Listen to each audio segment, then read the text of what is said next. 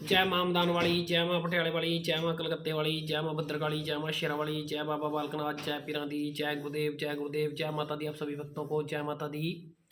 माता रानी आप सबके अंदर के भंडारे भरे, माता रानी आप सब बच्चों की जय जयकार कराए। माता रानी की कृपा से आप सबके डंके बजते रहे, माता रानी के डंके बजते रहे सदा। माता रानी आप सबके कार्य बनाए, माता रानी आप सबकी झोलियां खुशियों से भर दे, ऐसी माता रानी से कामना करते हुए आज की इस वीडियो में, जैसे कि भक्तों के कई मैसेज या फिर कई बार कमेंट आ चुके हैं इस बात को लेकर कि जब हम पूजा पाठ भक्ति करते हैं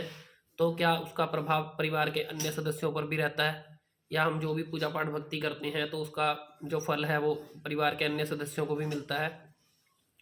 तो इस बात को लेकर आज आप सबको इस वीडियो के माध्यम से बताएंगे कि उस चीज़ का प्रभाव अन्य सदस्यों पर पड़ता है या उसका फल अन्य सदस्यों को मिलता है या नहीं। तो वीडियो में आगे बढ़ने से पहले आप सबसे, जो भी चैनल पर नए हो, आप सब इस चैनल को सब्सक्राइब करो, इस वीडियो को लाइक करो, शेयर करो, ठीक है। और जैसी भी जानकारी हम इस वीडियो के माध्यम से देंगे, अगर आपको अच्छी लगे तो कमेंट में बताना। और भी किसी प्रकार का कोई सवाल हो तो आप कमेंट में लिखना, या हम उसका जवाब कमेंट माध्यम से देंगे, या फिर उसके ऊपर एक वीडियो बनाकर उसका हम जवाब जरूर देंगे, ठीक है। तो जब भी कोई भक्त, जब भी कोई साधक किसी प्रकार की देवी देवता की सेवा करता है, या माता काली की सेवा करता है, या माँ शेरों वाली की सेवा करता है, या हनुमान जी की सेवा करता है, या पीर फकीर की सेवा करता है, या किसी नाथ की सेवा करता है, तो कोई भी साधक जो सेवा करने वाला है, जब वो सेवा करता है, जब वो ग्रस्त जीवन में रहकर अपने परिवार में वो सेवा करता है, तो जब पूजा पाठ करता है, तो जब इंसान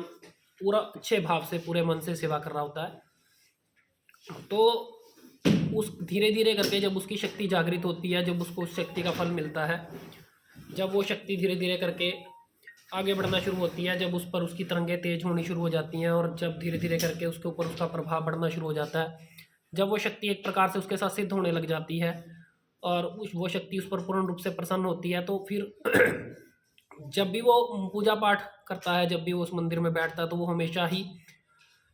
जो बच्चा होता है वो अपने परिवार के लिए सुख मांगता है, ठीक है। धीरे धीरे करके वो शक्ति जागृत होती है, तो वो फिर उस अकेले के लिए नहीं होती, वो पूरे परिवार के लिए जागृत होती है।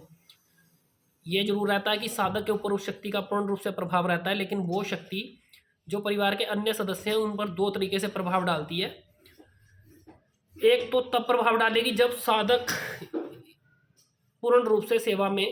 ठीक नहीं चल रहा होगा, जब वो सेवा के साथ साथ अन्य प्रकार की कई सारी गलतियां कर रहा होगा, तो उस समय पर भी प्रभाव डालेगी। और जब साधक पूर्ण रूप से सेवा के अंदर रहेगा, पूर्ण रूप से शक्ति के नियम के अनुसार, या शक्ति के, ये लगा लो कि शक्ति की पूर्ण रूप से सेवा सच्चे भाव से, सच्चे मन से करेगा, तो तब भी शक्ति किस प्रकार से प्रभावित करती है, ये दोनों ही प्रभाव मैं आपको इस वीडियो के माध्यम से बताऊंगा। और फिर एक बार कहने से पहले मैं यही बात बताऊंगा कि जो भी इस वीडियो पर नए हो, उस चैनल को सब्सक्राइब जरूर करना, लाइक करना और वीडियो को शेयर करना, ठीक है। तो जब भक्त सेवा करता है, जब तब करता है तो कई बार सेवा करते समय, जब तब करते समय भक्त अपने मार्ग से भटक जाते हैं अक्सर। जब वो मार्ग से भटक जाते हैं, तो वो जब किसी प्रकार से मार्ग से भटक कर जब किसी गलत कार्य को कर बैठते हैं, या किसी प्रकार के गलत कार्यों में अपनी रुचि लेने लग जाते हैं सेवा करते समय, मान लो सेवा करते टाइम जब आपकी जब तब चल रहा है, जब आपकी पूजा पाठ चल रही है, आप नियमित रूप से सुबह शाम का पूजा पाठ कर रहे हो, और नियमित रूप से जप कर रहे हो, नियमित रूप से शक्ति को प्रसन्न करने की कोशिश कर रहे हो, और फिर उस समय पर आप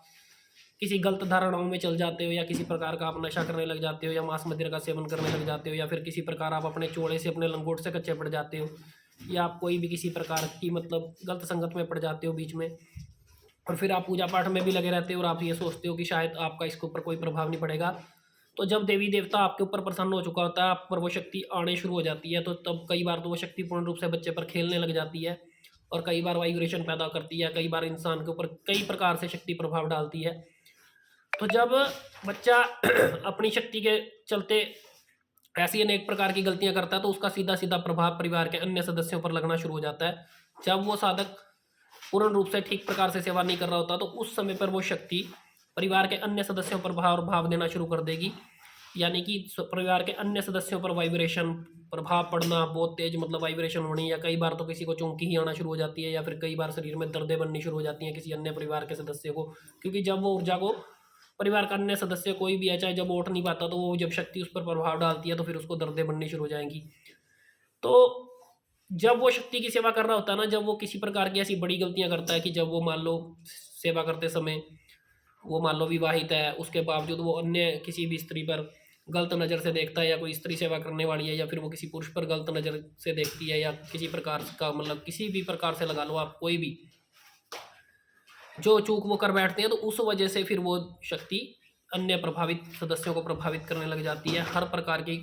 चीज़ है उसके अंदर, चाहे आप किसी का कोई मांस मदिरा का सेवन कर रहा है, कोई पूर्ण रूप से जप करते समय फिर वो जप छोड़ देता है, वो सुबह शाम पूजा पाठ करने वाला व्यक्ति जब शक्ति प्रसन्न हो जाती है तो तब पूजा पाठ करनी बंद कर देगा, एक समय करेगा एक समय नहीं करेगा।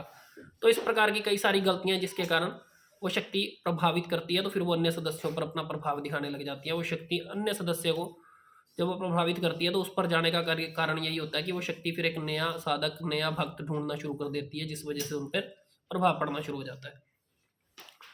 और दूसरा, जब साधक बहुत अच्छे से सेवा करता है, बहुत अपने कर्म पर रहकर किसी भी प्रकार का कर्म से अलग कार्य नहीं करता, या पूर्ण रूप से माता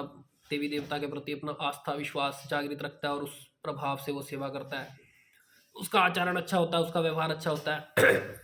वो अपने व्यवहार आचरण से ही मतलब अपने देवी देवताओं को प्रसन्न करता है, घर में बड़ों की सेवा करता है,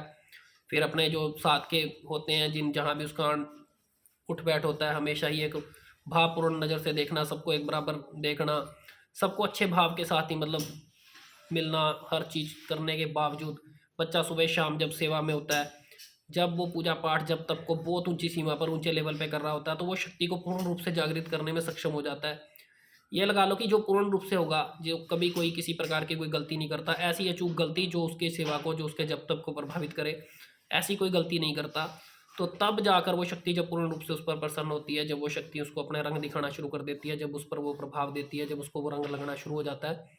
तो फिर वो शक्ति के लिए क्या मांगता है, वो शक्ति से हमेशा अपने परिवार का सुख मांगता है। तो वो शक्ति परिवार में एक ऐसा ओरा बना देती है कि घर से हर चीज़ की नेगेटिविटी लगा लो, हर चीज़ का ग्रह क्लेश लगा लो, किसी भी प्रकार की कोई भी